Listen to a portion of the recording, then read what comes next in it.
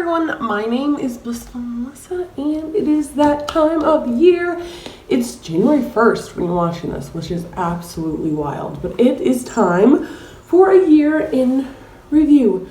So we know 2020 was a little wild, a little out there, you know. We didn't get to do everything I had planned, but that's okay. I gotta make a lot of new memories, which is what's really important. So this year, for the video, we have a layout. This time I've written down what we're going to talk about. Last time we kind of just like went willy-nilly off the cuff. But we are keeping the tradition with the Christmas sweater. Woot woot, we're ready.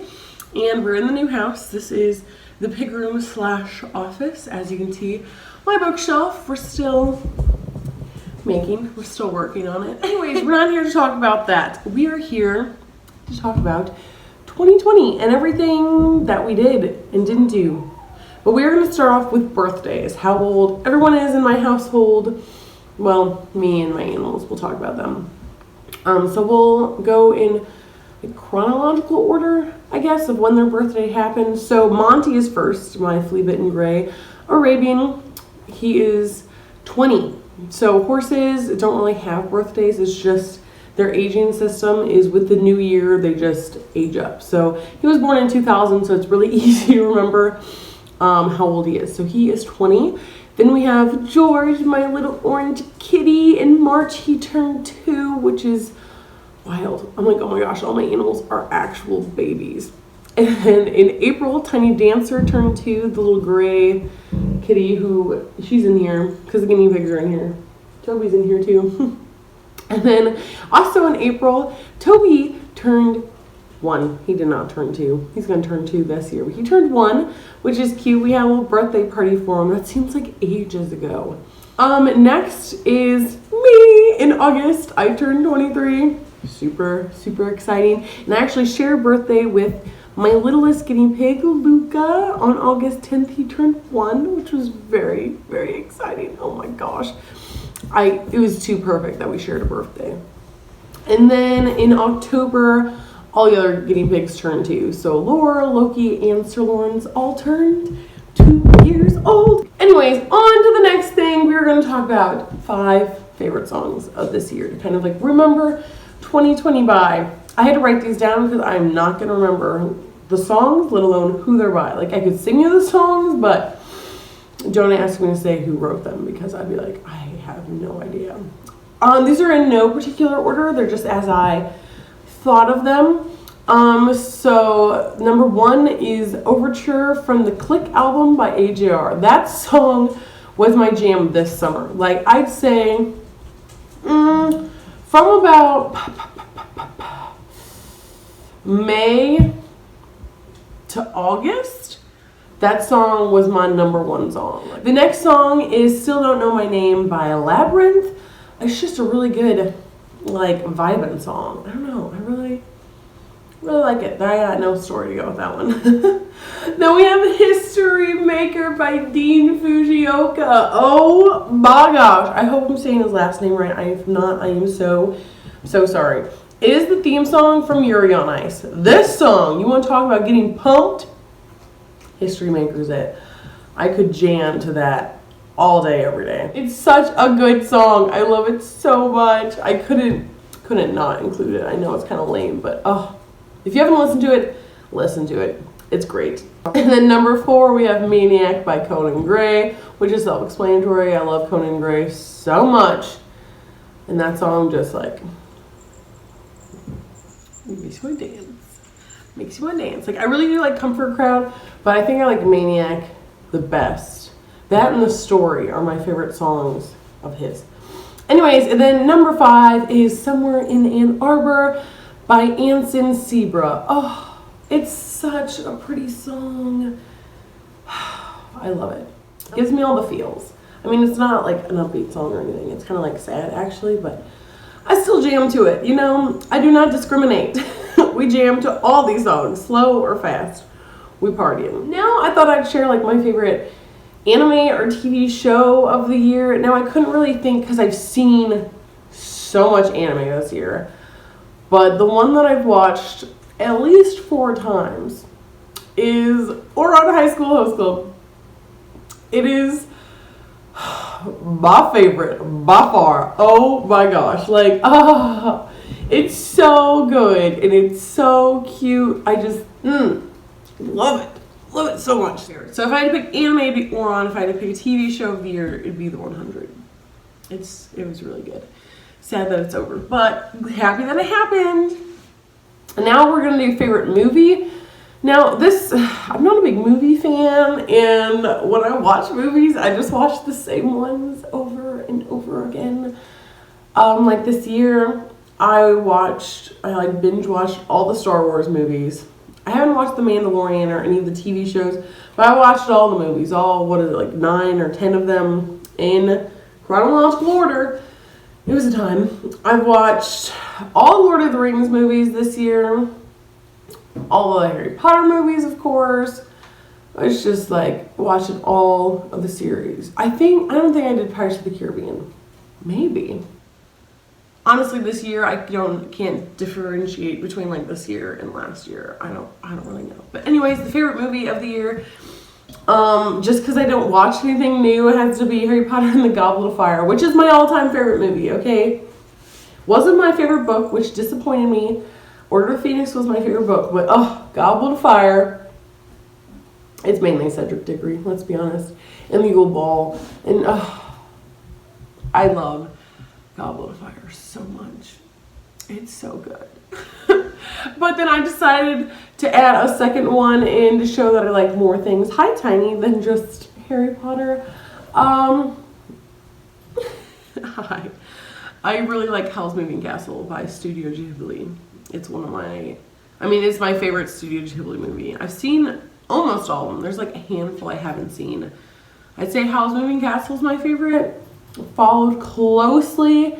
It's like a tie for second between Princess Mononoke and Spirited Away. And then, there's just so many good ones. Now we're on to the real stuff. we're like, hey, stop that. We're 11 minutes in and we're finally getting into what you all came to hear. The highlights of the year. There weren't many, but there were big. So in May was the first highlight of the year. My horse Monty, hey Tiny, my horse Monty came home. So now he lives on the farm. That was exciting. So Monty lives here with us. He joined all the crazy animals. And if you hear munching, the guinea pigs are eating breakfast because we are being productive today. It is 9:15 in the morning and we're filming this. So they are still munching away on their kale. So I apologize if you're like crunching. So that was like the big thing in the spring. And then we cuddled a lot on the sofa and in bed. My dog and I and my cats, we all snuggled like there was no tomorrow because we had nothing better to do. Then we'll jump to August when we start talking about renovating the house that I'm currently in right now. So this is my grandmother's house who passed away a few years ago. So we started cleaning it out and renovations began. And while that all was happening, I took part in Legends and Lanterns, the Halloween Festival, in October, which I did last year, which was super, super fun. So I was able to come back as my same character and had a blast. It was just a really, really fun time. And then in December, like November, December, I was in Christmas traditions again, which is what I have been doing. My last day was Christmas Eve, which is very sad, but like as a musician, Christmas time is the craziest time of year, so there's no time to mourn. The festival was over. We'll mourn in the new year because, everything just happened so fast. So that was fun. I was in my same trio again with the same girls from last year, or ladies. I guess they're not girls. I'm the youngest one, so I guess they're ladies. I don't know. But we had so much fun together, and that really helped get me in the mood for Christmas. Like, I'm always in the mood for Christmas, but that festival specifically really helps because we're just singing Christmas carols like 9 hours a day, and I love it. So that brings us to December, which is when I actually moved in the house. So with the festival and everything, I was able to move in on the 15th of December. And I've been in my house for Christmas, and I'll be in it for New Year's. It's just so nice.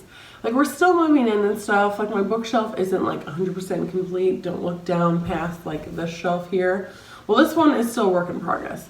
I'm just trying to organize everything. The Funko Pops haven't even moved in yet. Let me just tell you that.